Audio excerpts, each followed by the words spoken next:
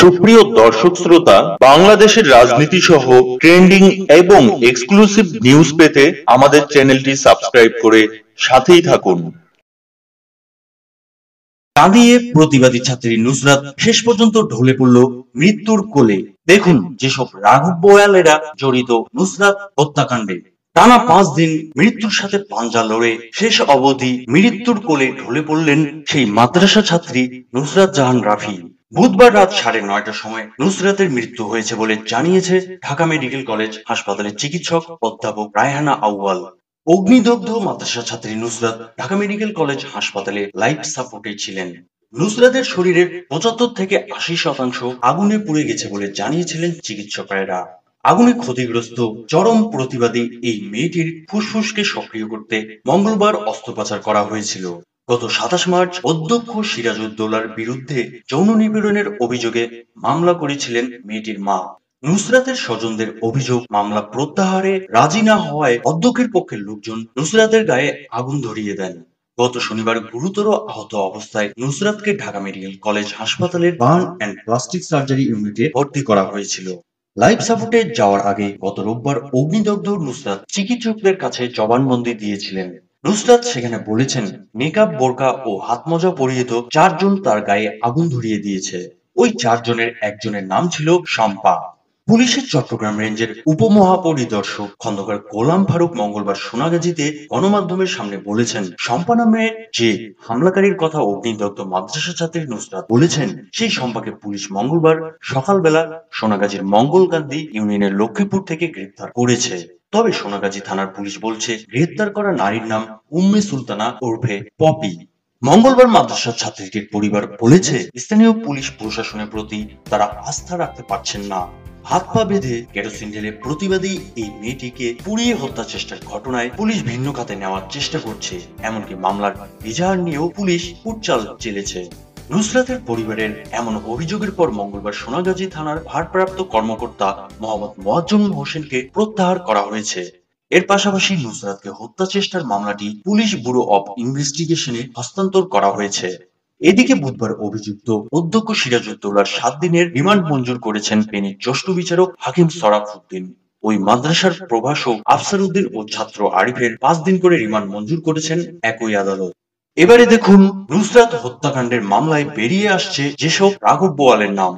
ফেনীর সোনাগাজীতে পরীক্ষা কেন্দ্রে আলিম পরীক্ষার্থী ছাত্রী নুসরাত জাহান রাফির গায়ে কেরোসিন ঢেলে আগুন ধরিয়ে হত্যার ঘটনায় সোমবার দুপুরে দায়ের করা এজাহারের সংশোধনী এনে কারাবন্দী অধ্যক্ষ সিরাজউদ্দৌলা, পৌর আওয়ামী লীগের সাধারণ সম্পাদক, মাদ্রাসা পরিচালনা কমিটির সদস্য মকসুদ আলম সহ ৮ জন আসামির নাম উল্লেখ করে এজাহার দাখিল করেছেন।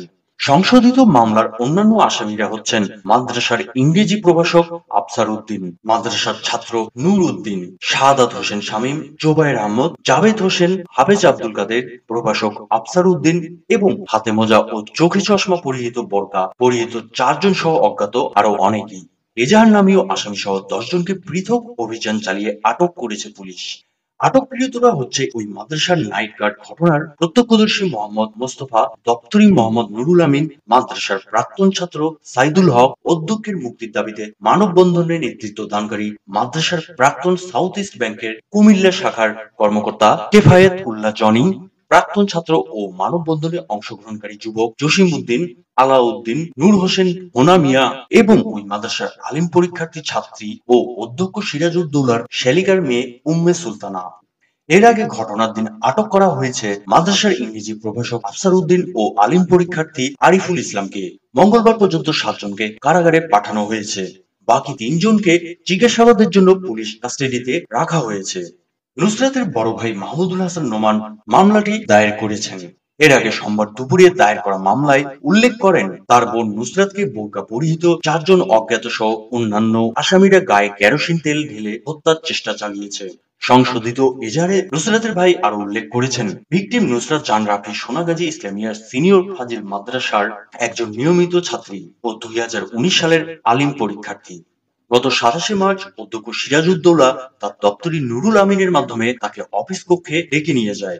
সেখানে নুসরাতকে পরীক্ষার আধা ঘন্টা পূর্বে পরীক্ষার প্রশ্নপত্র দেবে বলে তার বোনের স্পর্শকাতর স্থানে হাত দিয়ে শ্লীলতাহানির চেষ্টা করে। এই ঘটনায় নুসরাতের মা শিরিন আক্তার বাদী হয়ে অধ্যক্ষ সিরাজউদ্দৌলাকে আসামি করে সোনাগাজী থানায় মামলা দায়ের করেছেন।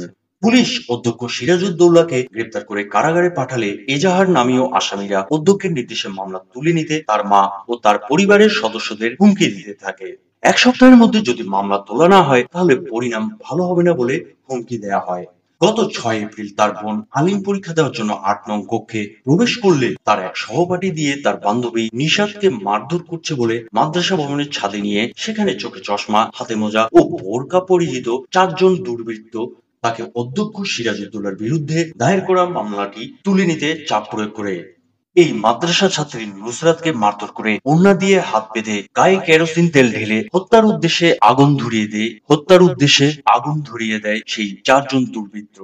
প্রতিনিয়ত মৃত্যুর সাথে পাঞ্জা লড়ে আমাদের সমাজের কলঙ্কিত শিক্ষক সমাজের বিরুদ্ধে প্রতিবাদী এই ছাত্রী নুসরাত জাহান রাফি আপ্রাণ লড়াই করে শেষ পর্যন্ত হার মানল মৃত্যুর কাছে। সর্বশেষে ট্রু বাংলা টিভির পক্ষ থেকে আমাদের সমাজে উদাহরণ সৃষ্টিকারী প্রতিবাদী এই তরুণী নুসরাতের জন্য রইল হাজারো সেলুট এবং অসংখ্য দোয়া। আল্লাহ তাআলা নুসরাত জাহান রাফিকে যেন বেহেশতবাসী করেন। আর দেশবাসী তথা আমাদের পক্ষ থেকে আমাদের মাননীয় সম্মানিত প্রধানমন্ত্রী শেখ হাসিনার নিকটে রইল আকুল আবেদন, যেন চরম শাস্তির বিধান করা হয় এ সকল কলঙ্কিত শিক্ষক নামে পশুকে।